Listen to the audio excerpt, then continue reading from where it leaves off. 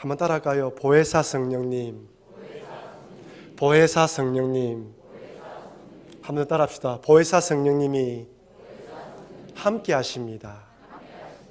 여러분, 우리 보혜사 성령님이 여러분과 저와 오늘 이 자리에 함께 하심을 믿으시길 바랍니다. 여러분, 지금 저는 계속해서 신앙의 기본 시리즈에 대해서 여러분 설교하고 있습니다. 믿음이 무엇인지, 형통이 무엇인지, 기도가 무엇인지, 예배가 하나님 받으시는 참된 예배, 기뻐하시는 예배가 무엇인지 계속 말씀을 드렸습니다.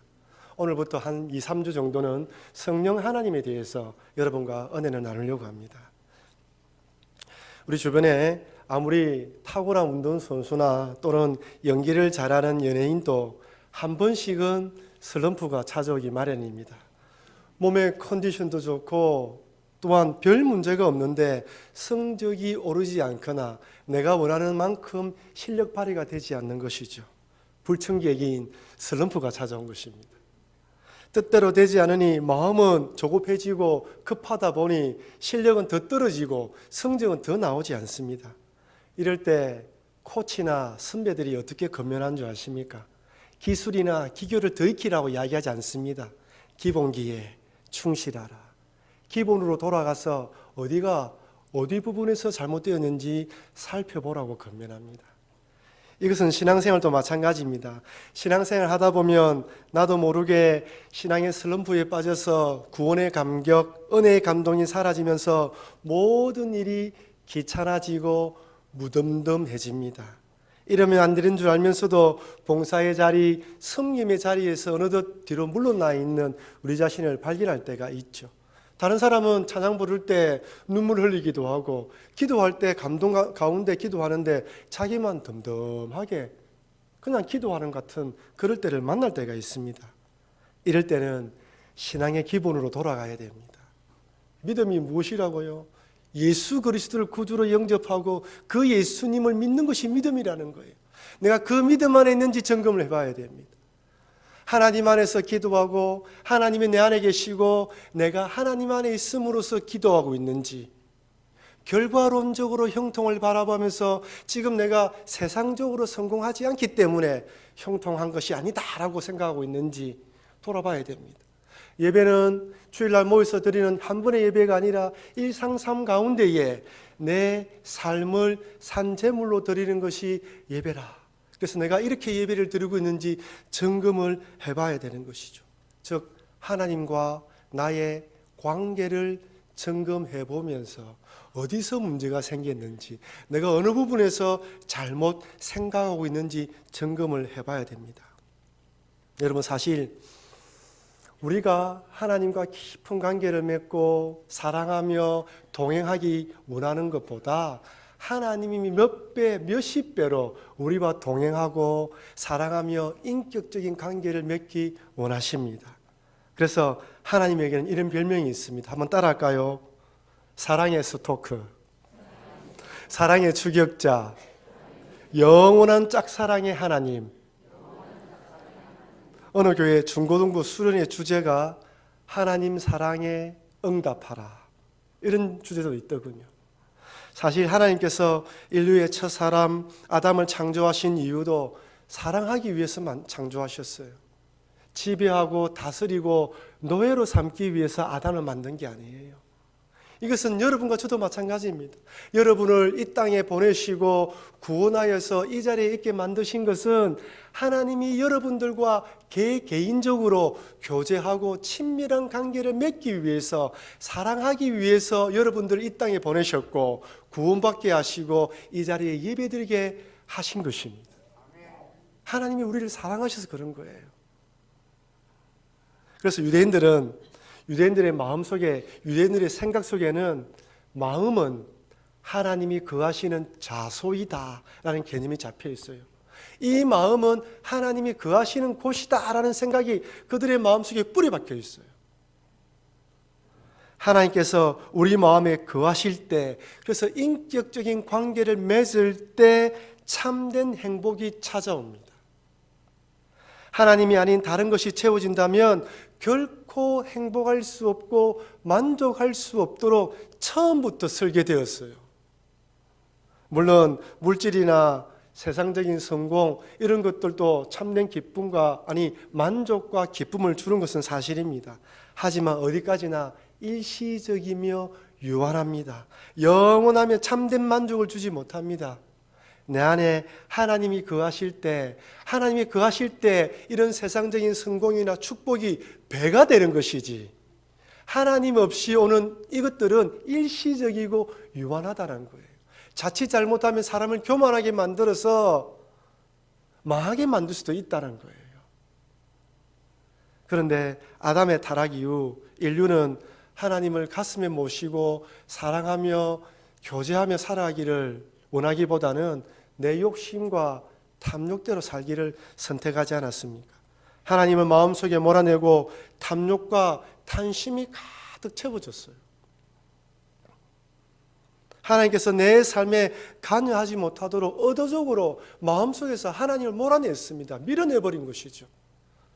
지난주에 설교하면서 말씀드렸다시피 창세기 6장 11절은 그때 어떻게 됐다고 이야기를 합니까? 다 같이 한번 읽어볼까요?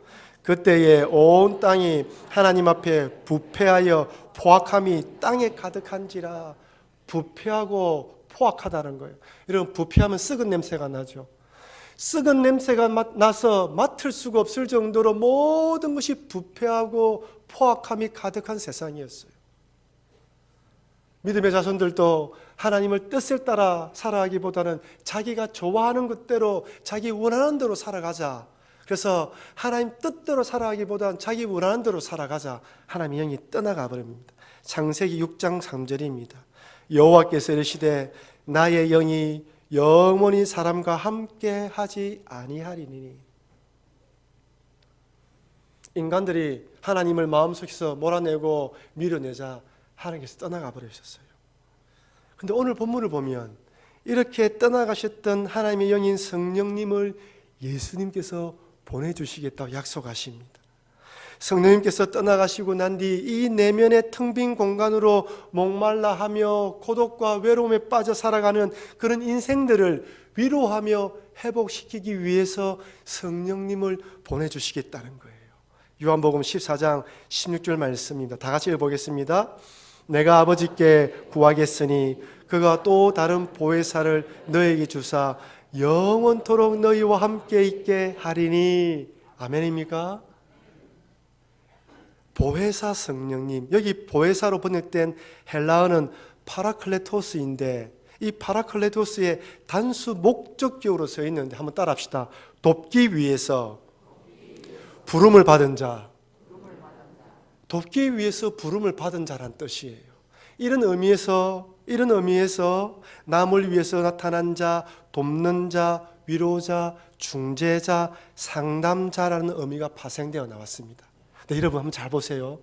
돕는 자, 상담자, 옆에 있는 자, 중재자, 이 뜻을 한번 잘 생각해 보면 어떤 이미지가 떠오릅니까? 바로 나의 옆에서 나의 이야기를 들어주며 내 마음을 헤아려 주는 그런 이미지가 떠오르지 않습니까? 잘못한 것을 지적하고 책망하고 꼬집어내는 것이 아니라 격려하고 돕는 역할이죠. 여러분 잘 기억하십시오. 우리 성령님은 우리를 위로하고 격려하는 분이에요. 하지만 사단 마귀는 잘못한 걸 꼭 꼬집어내어서 아픈 마음을 꼭 찌르는 게 사단 마귀예요. 정죄하고 비판하고 안 좋은 건 보잖아요. 우리 성령님은 옆에 계시면서 돕는 분이에요. 위로하시는 분입니다. 함께 하시면서 힘을 내도록 격려하게 만들어주시는 분이에요. 지친 어깨를 감싸 안으면서 함께 울어주십니다. 내 옆에서 힘들고 괴로워서 어찌할 바를 몰라 할 때, 눈물 지을 때 우리의 눈물을 닦아주시는 분이에요. 그럼 여러분, 올 한 해 동안 이 성령님, 보혜사 성령님, 내 옆에서 나를 도와주시면서 내 눈물을 닦아주시는 분이 있다라는 것을 잊지 마시기를 바랍니다. 세상 사람들은 우리의 마음을 몰라요. 나의 친구들, 같이 신앙생활한 분들에게도 나의 이 마음을 알 수가 없어요. 아무리 이 말로 표현한다 할지라도 내 마음의 생각들을 다 전달할 수가 없어요.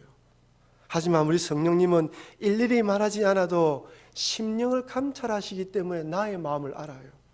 어떤 마음으로 힘들어하고 어떤 마음으로 괴로워한 줄 알아요. 그래서 여러분들이 힘들고 괴로운 마음으로 주님 몸된 교회 오셔가지고 말하지 않고 주님 내 마음 아시죠? 내가 왜 이 자리에 앉아있는지 아시죠? 라고 이야기해도 우리 성령님이 그래 다 안다. 내가 너를 위로하기 위해서 왔지 않느냐라고 말씀하여 주시는 것입니다. 그럼 여러분, 이 보혜사 성령님의 위로하심이 우리 모든 성도님의 가정과 사업터와 우리 교회 위에 함께 하시길 축원합니다. 우리 옆에 계신 분들에게 한번 성령님께서 집사님과 함께 하십니다 하고 인사할까요? 보혜사 성령님을 의지하며 힘을 내십시오 라고 인사하십시오. 여러분, 올 한 해 동안 참 우리 인생을 살아가면서 여러분 가정과 사업터에 만사형통 축복된 길만 일어나길 원하지만 그러나 살아가시다가 힘든 일이 있을 때 결코 혼자가 아니다. 우리 성령님이 나와 함께 하신다는 것을 잊지 마시고 이 믿음으로 살아가시는 여러분과 제가 되길 축원합니다. 이렇게 오신 보혜사 성령님께서 첫 번째로 영원토록 우리와 함께 하신다고 말씀하십니다. 우리 다시 한번 읽어볼까요? 요한복음 14장 16절입니다. 내가 아버지께 구하겠으니 그가 또 다른 보혜사를 너희에게 주사 영원토록 너희와 함께 있게 하리니. 아멘. 영원히 함께 하셔요. 떠나가지 않으십니다. 창세기 때는 성령님께서 떠나가셨어요. 하지만 구약시대에 보면요, 하나님께서 하나님의 뜻을 이루기 위해서 하나님의 사람들에게는 성령님을 보내주셨습니다. 하지만 그때 오신 성령님은 내주하시는 성령님이 아니라 그 사역을 감당하도록 하시기 위해서 일시적으로 조건적으로 보내주셨어요. 우리가 잘 알다시피 이스라엘의 초대 왕이었던 사울 왕에도 성령이 임했습니다. 하지만 하나님께서 사울 왕에게 성령을 보내주신 것은 왕으로서 왕의 역할을 잘 감당하도록 하기 위해서 성령님을 동행하게 하신 것이죠. 선지자에게는 선지자로서 그 하나님의 말씀을 잘 대변할 수 있도록 성령을 보내주셨습니다. 하지만 왕이 선지자가 하나님의 말씀대로 동행하지 않고 하나님의 말씀대로 뜻대로 행하지 않으면 성령님이 떠나가셨습니다. 맡겨진 역할을 잘 감당하도록 보내줬기 때문에 그 말을 듣지 않으면 떠나가는 거예요. 그래서 그때 오신 성령님은 일시적이고 조건적이었습니다. 그러나 신약 시대에 우리에게 임하시는 성령님은 조건적으로 일시적으로 임하는 게 아니에요. 위로하시고 돕도록 하기 위해서 영원토록 함께 하시도록 우리에게 보내주신 것입니다. 그래서 이 성령님께서 절대 떠나가지 않는다는 것을 잊지 마십시오. 우리의 생명이 끝날 때까지 함께 동행하십니다. 그렇다면 여러분, 만약 우리 성도들이 사울 왕처럼 그렇게 하나님의 말씀에 순종하지 않으면 어떻게 될까요? 그때는 성령님이 근심하십니다. 에베소서 4장 30절 말씀입니다. 같이 읽겠습니다. 하나님의 성령을 근심하게 하지 말라. 그 안에서 너희가 구원의 날까지 인치심을 받았느니라. 아멘. 한번 따라합시다. 하나님의 성령을 근심하게 하지 말라. 근심하게 하지 말라는 거예요. 여러분, 자녀가 나이가 들어도 철들지 않으면 부모의 근심거리입니다. 자기 하고 싶은 대로 자기 마음대로 하면서 살아가죠. 하지만 자녀의 나이가 어려도 철이 들면 그때부터 부모의 마음을 헤아려요. 부모가 무엇을 좋아할까, 어떤 것을 기뻐할까, 그것을 생각하면서 부모가 좋아하는 일을 하려고 해요. 신앙도 마찬가지입니다. 하나님의 사랑을 잘 모르고 예수님의 십자가 보혈의 의미를 정확하게 모를 때는 예수님을 믿는다고 하면서도 자기의 혈기와 고집대로 살아가요. 본인만 몰라요. 주변 사람들은 그분이 지금 혈기와 고집대로 행하고 있는지 믿음대로 행하는지 다 알고 있는데 본인만 몰라요. 예수님의 마음에 못 박는 말과 행동도 스스럼 없이 행합니다. 성령을 근심케 하는 것이죠. 에베소서 4장 31절은 성령을 근심케 하는 행동이 무엇인지 이렇게 말씀하십니다. 너희는 모든 악독과 노함과 분냄과 떠드는 것과 비방하는 것을 모든 악의와 함께 버리고. 우리 마음속에 이런 것들이 가득하면 성령님께서 근심하신다고 말씀하십니다. 기뻐하지 않으신다는 거예요. 여러분, 성령님께서 기뻐하지 않으신데 내 영이 기쁘겠습니까? 성령님이 즐거워하지 않는데 내 영이 즐거워하겠습니까? 아닙니다. 우리 안에 임재하신 성령님은 내 영과 뗄래야 뗄 수가 없습니다. 성령님은 저기 계시고 내 영이 여기 계신 게 아니에요. 내 영과 성령님이 함께 하시는 거예요. 성령님이 기뻐하면 내 영이 기뻐하고 성령님이 즐거워하면 내 영이 즐거워하는 거예요. 그러니 성령님이 슬퍼하시고 근심하면 내 영도 슬퍼하고 근심하게 되는 것입니다. 여러분, 혹시 마음속에 용서하지 못한 사람이 있습니까? 성령님이 근심하십니다. 여러분과 함께 하시는 성령님이 근심하시는 거예요. 여러분, 혹시 악독한 마음으로 분을 내고 계십니까? 여러분과 함께 하시는 성령님이 슬퍼하십니다. 아파하십니다. 성령님이 슬퍼하고 아파하니까 나도 힘든 거예요. 내 영이 힘든 거예요. 괴로운 거예요. 세상이 아무리 잘 풀리고 승진하고 돈은 많이 벌어도 내 영이 괴롭고 힘든 거예요. 기쁨이 없어집니다. 그러니 현명한 성도는 본인이 기쁨을 누리고 즐거움을 누리기 위해서 원수 같은 자라도 불쌍히 여기며 용서합니다. 악독하고 분이 가득하여 강팍한 마음, 독한 마음을 품지 않도록 하기 위해서 말씀을 가까이 하고 기도하고 그 말씀이 내 속에 살아 역사하기를 간절히 바라는 것이죠. 그래야 내가 살아나는 것이거든요. 여러분, 이럴 때는 좀 이기적인 마음이 돼야 됩니다. 내가 살기 위해서 말씀을 읽고 내가 살기 위해서 용서해야 되는 거예요. 여러분, 하나님이 용서하라는 이유는 내 영이 살기 위해서 그러는 거예요. 1차적인 것은. 이럴 때 나도 기쁘고 성령님께서 기뻐하십니다. 그래서 에베소서 4장 32절은 이렇게 권면합니다. 같이 읽어볼까요? 서로 친절하게 하며 불쌍히 여기며 서로 용서하기를 하나님이 그리스도 안에서 너희를 용서하심과 같이 하라. 한 번 더 읽어보겠습니다. 서로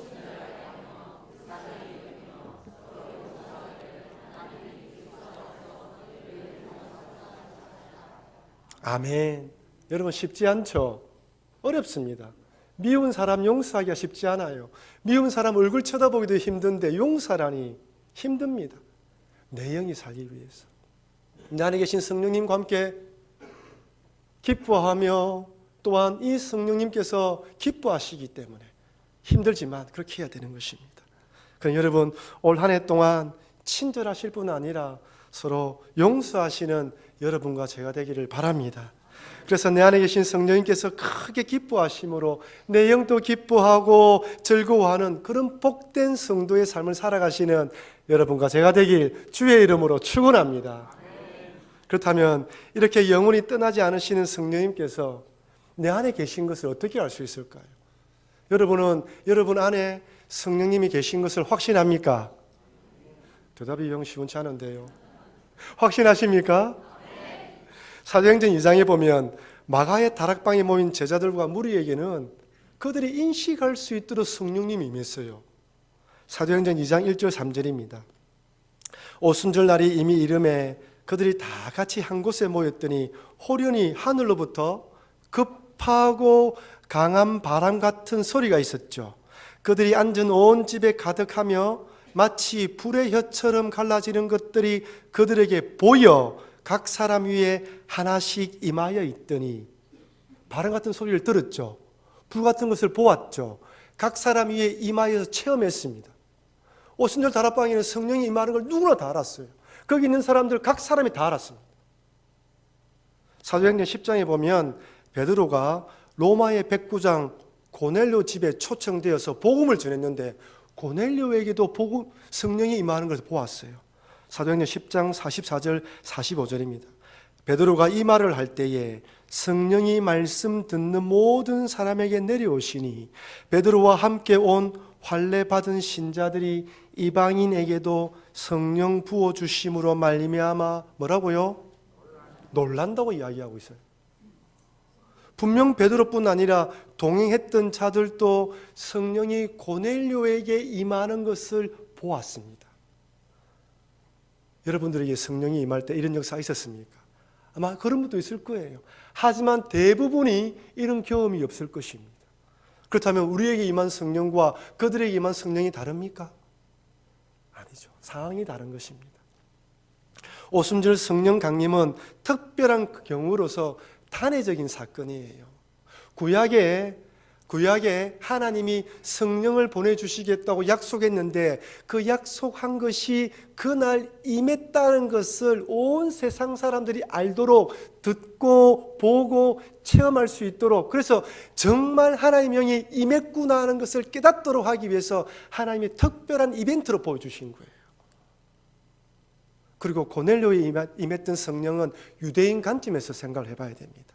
비록 이 예수님의 제자들이 성령을 받아서 충만해졌지만, 그리고 예수님의 말씀을 들었습니다. 사도행전 1장 8절에 성령님이 임하시면 예루살렘과 온 유대와 사마리아와 땅끝까지 이르러 내 증인이 되라고 하셨죠. 하지만 제자들은 그때 이 말 이해를 못했습니다. 아직까지도 유대인들만 구원받는 줄 알았어요. 그러니 하나님께서 의도적으로 베드로를 고넬료 집에 데려가서 복음을 전해서 그들이 구원받고 성령이 임하는 것을 눈으로 보게 만들어서, 하나님이 이방인도 유대인들처럼 구원받게 하시는 것임을 깨닫게 만들어 주신 거예요. 그게 특별한 경우이죠. 우리는 어떻습니까? 우리는 이미 오순절 다락방에 성령이 임한 것을 보았습니다. 이방인들에도 성령이 임한다는 것을 사도행전을 통해서 배웠습니다. 그래서 사도 바울은 고린도전서에서 이렇게 말씀하십니다. 고린도전서 12장 3절입니다. 같이 읽어보겠습니다. 그러므로 내가 너희에게 알리노니 하나님의 영으로 말하는 자는 누구든지 예수를 저주할 자라 하지 아니하고,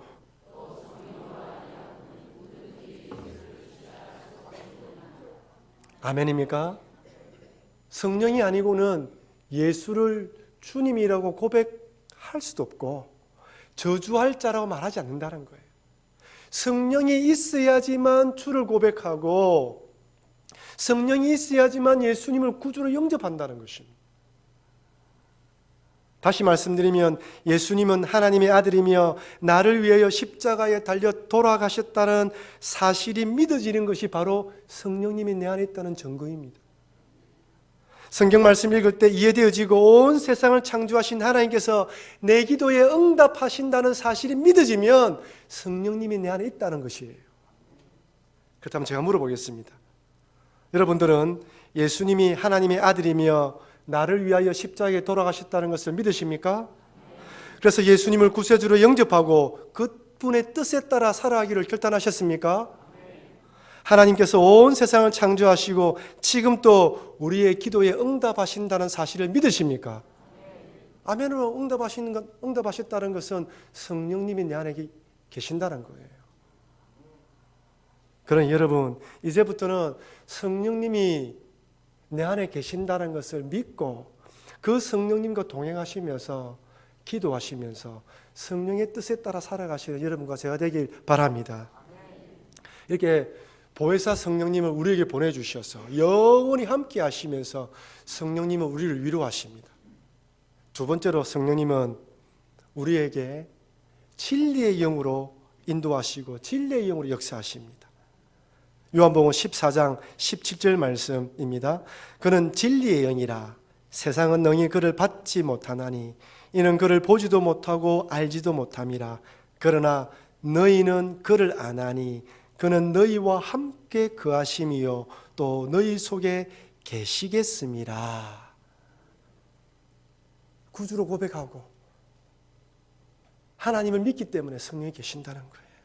근데 진리의 영이라고 또 이야기합니다. 보혜사 영, 위로 영이시며 또한 진리의 영이라는 거예요. 진리가 무엇인지 밝혀주며 가르쳐주는 역할을 하시는 분이 성령님이라는 것입니다. 그 다음에 이 진리는 누굴 말하는 것이죠? 예수님이죠. 그래서 성령님께서는 예수님이 하신 일, 예수님이 하신 말씀을 기억나게 하고 깨닫게 해주는 역할을 합니다. 요한복음 14장 26절입니다. 같이 읽어보겠습니다.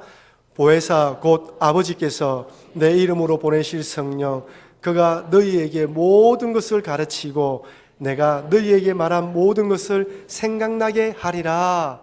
아멘. 첫 번째는 가르치는 일이에요. 두 번째는 생각나게 하는 일입니다. 목사를 통해서 가르치기도 하고 여러분들이 성경 말씀 읽을 때 개인적으로 깨닫게 만들어 주십니다.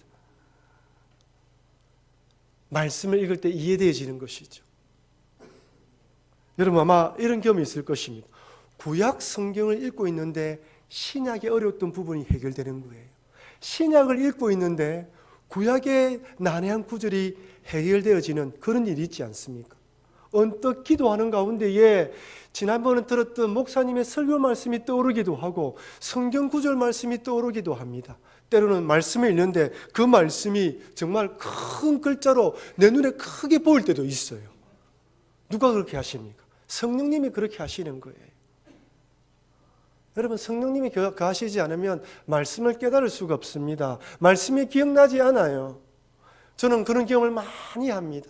설교 준비를 하면서 제 마음속에는 이렇게 준비를 해야 되겠다 생각하는데 타이핑을 치는 순간 마지막 정리를 하는 순간 원고 내용이 바뀌는 경험을 매번 할 때가 있습니다. 성령님이 함께 하시는 것이죠. 성령님이 우리 교회에 이런 말씀을 주기 원하시는 것이죠. 그렇습니다. 여러분 모든 것을 생각나게 만들고 가르쳐 주시는 분이 성령님이에요. 그래서 여러분 개인적으로 말씀을 많이 읽으시면서 성령님이 나와 가까이 하신다는 것을 체험을 많이 해야 됩니다. 기도하시다가 성령님이 나를 붙들어 주시고 말씀이 기억나게 하실 때 그렇구나, 나와 함께 하시구나, 나와 동행하시구나, 이런 기쁨은 말로 표현할 수 없어요. 세상이 줄 수 없습니다. 깨달은 자만이 알 수 있는 기쁨이죠. 저는 우리 모든 성도님들이 성령님께서 깨닫게 해주시고 가르쳐 주시는 그 진리를 깨달아 참된 기쁨 가운데 살아가시길 주의 이름으로 축원합니다. 사랑하는 성도 여러분, 우리가 하나님을 사랑하는 것보다 하나님께서 우리를 몇십 배, 몇백 배 더 사랑한다는 것을 결코 잊지 마십시오. 그래서 성령님을 보내주셔서 우리와 함께 동행하시면서 우리를 위로하시고 성령님을 통하여 말씀을 깨닫게 하시고 또한 말씀을 기억나게 하시는 것입니다. 그래서 내가 너를 사랑한다, 내가 너를 붙들고 있다, 어떠한 환경 속에서도 잊지 말고 내가 너를 붙듦을 기억하면서 이겨나가라고 말씀하십니다. 그런 여러분, 이 성령님을 의지하시면서 하루하루 살아가시는 여러분과 제가 되길 바랍니다. 우리 안에 계신 성령님을 근심시키지 마세요. 성령님이 근심하시면 내 영도 근심하고 성령님이 슬퍼하시면 내 영도 슬퍼한다는 것을 기억하시면서 내 영이 즐겁고 성령님을 기뻐하시도록 만드시기 위해서 친절하시고 사랑하시고 용서하셔서 올 한 해 동안 성령님이 주시는 은혜 가운데 충만한 삶, 기쁨 삶, 복된 삶을 살아가시는 여러분과 제가 되길 주의 이름으로 축원합니다.